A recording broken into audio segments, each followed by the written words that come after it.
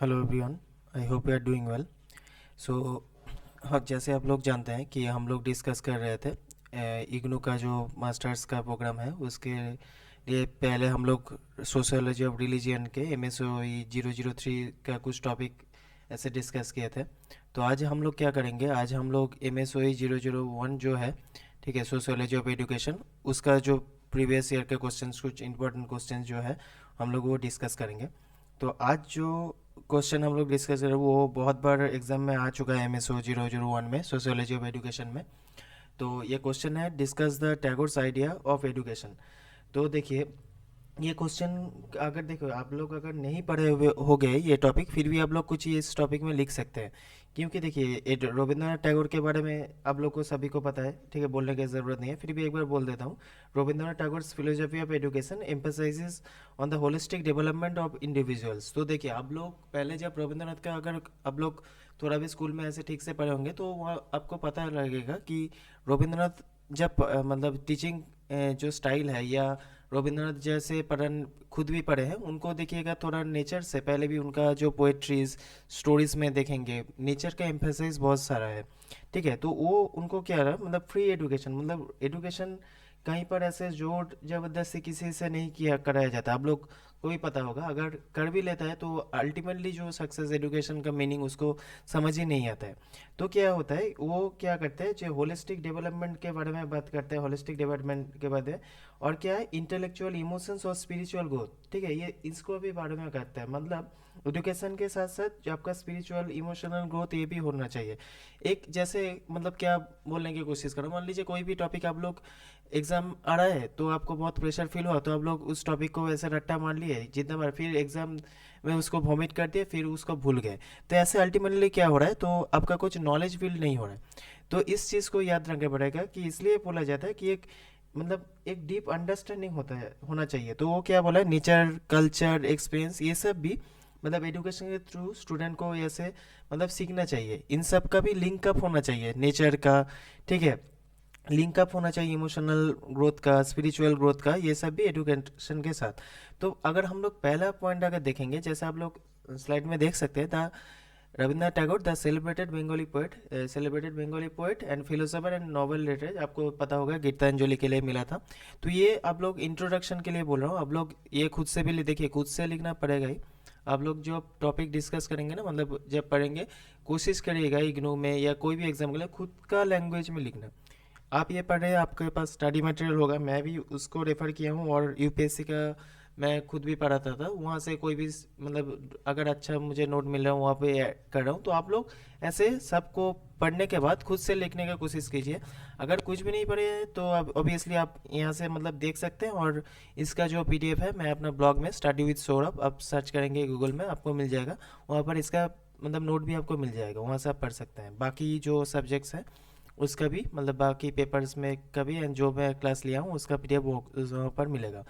तो यहाँ पर देखिए, ये जो बोला था, he had a profound visionary philosophy of education, his ideas continue to inspire educators and learners worldwide. तो सिर्फ इंडिया में नहीं, बाहर कंट्री में इनका जो एजुकेशन का प्रोसेस है मतलब इंस्पायर करता है एडुकेटर्स को भी, मतलब टीचर्स को भी, और लर्नर्स को भी, मतलब स्टूडेंट्स को भी। तो अभी देखिए, होलिस्टिक ग्रोथ के बारे में पहला जो पॉइंट है याद रखिएगा रविंद्रनाथ के टीचिंग का, ये बारे में किसके बारे में बात करते हैं, होलिस्टिक ग्रोथ। तो होलिस्टिक ग्रोथ में क्या होता है, Tagore believe that education should nurture the whole person mind. देखिए, माइंड है, बॉडी एंड स्पिरिट, जैसे मैं पहले ही बोला हूँ, माइंड, बॉडी, स्पिरिट तीनों को नर्चर कर सके। ठीक है, it was not merely about academic knowledge but also emotional knowledge, spiritual and artistic development. तो आपको जैसे पहले भी बोला कि एजुकेशन ऐसा होना चाहिए कि जैसे आप रविंद्रनाथ के बारे में पहले ही बोला, नेचर के साथ भी कुछ आपका लिंक हो। ठीक है, जैसे बहुत सारा अभी इसको नेचर के साथ कैसे लिंक, मैं देखिए एक छोटा करके बोलने की कोशिश करता हूँ। बहुत सारा राइटर्स देखिएगा नेचर से बहुत इंस्पायर होता है, नेचर से बहुत बहुत सारा थीम में देखिएगा आप नेचर, जैसे आप लोग अगर इंग्लिश का मास्टर्स या ऑनर्स पढ़ चुके हैं तो बहुत सारा देखिएगा मेटाफिजिकल पोएट्स भी देखेंगे आप लोग। ठीक है, नेचर से साथ बहुत कनेक्टेड है, तो नेचर उनको इंस्पायर करते हैं। तो ये नेचर भी एक बहुत बड़ा लर्न मतलब टीचर है स्टूडेंट को सिखाने के लिए। ठीक है, तो बहुत सारा चीज़ हम लोग नेचर के बेसिस में सीख सकते हैं। अब देखिए, ही फाउंडेड विश्व भारती यूनिवर्सिटी, ये आपको पता ही होगा 1921 में। Investing place where eastern and western principle harmonised. तो देखिए वो भी एक रविन्द्रनाथ का टैगोर का अगर बारे में पढ़ेंगे इन डिटेल में, देखिए बहुत सारा टॉपिक वो ना वो स्टडी खुद भी किए हैं। जैसे फिलोसॉफी का प्रोस्पेक्ट से देखिए, इंग्लिश लिटरेचर, बंगाली लिटरेचर अगर बोलेंगे, ठीक है, तो ईस्टर्न वेस्टर्न एजुकेशन का प्रोसेस, वहाँ का कल्चर, सब उनको मतलब नॉलेज था, वास्ट एरिया ऑफ नॉलेज था। तो वहाँ से इंस्पायर होके भी बहुत सारे चीज़ मतलब वो किए हैं।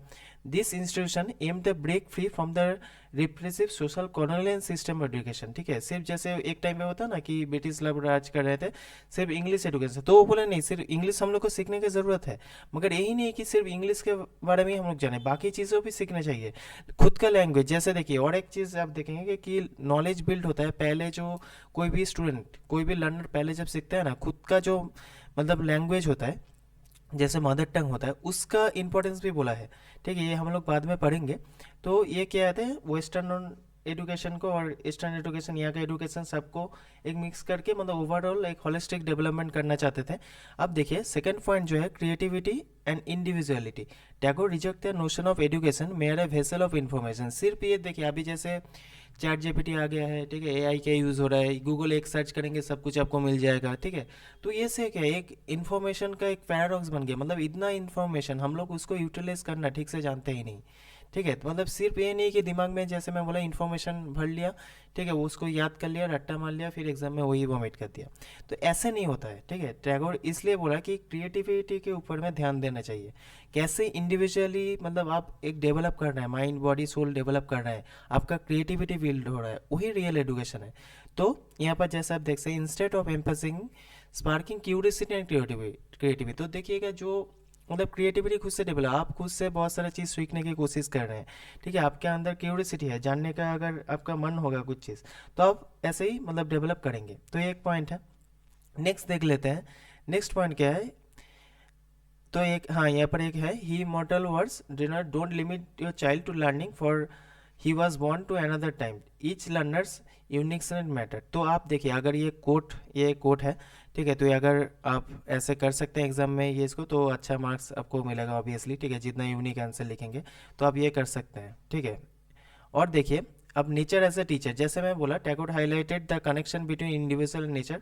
नेचर का आप जैसे मैं पहले ही बोल चुका, इंस्पायर करता है। ठीक है, ही believe the learning from culture, learning from the nature was essential for complete education. तो एजुकेशन के बारे में क्या बोला, हम लोग नेचर से बहुत कुछ सीख सकते हैं, अगर नेचर का जो स्टडी ऑब्जर्वेशन ये सब हम लोग इंक्लूड करेंगे एजुकेशन का, तो आप लोग का क्या होगा, एक होलिस्टिक ऐसे एजुकेशन मिलेगा, बहुत ही यूनिक तरीके से हम लोग बहुत कुछ सीख सकते हैं, और भी आज इंटेलेक्चुअल हम लोग बन सकते हैं। The Vishwabharati campus was designed allow students to interact with nature first time. जैसे आप लोग विश्वभारती में देखेंगे अभी भी जो ट्रेडिशनल उस टाइम पे एजुकेशन होता ना, तो उस टाइप से अभी भी होता है, मतलब क्या एक फ्री एटमोसफियर रहता है। जैसे हम लोग क्या बोलते हैं, क्लासरूम के अंदर एक मतलब चारों दीवार के मतलब वॉल के अंदर में रहते हैं, तो वहाँ पर एजुकेशन नेचर के साथ, ठीक है, कनेक्ट करके, जैसे एक पेड़ के नीचे बैठ के जैसे पहले पढ़ाई होता था ना गुरु और शिष्य के बीच में, तो ऐसे वहाँ पर अभी तक है। तो इससे क्या होता है, एक एनवायरनमेंट भी अच्छा होता है नेचर के साथ, तो पढ़ने का कंसंट्रेशन भी अच्छा होता है। तो एक सेंस ऑफ ड्यूटी मतलब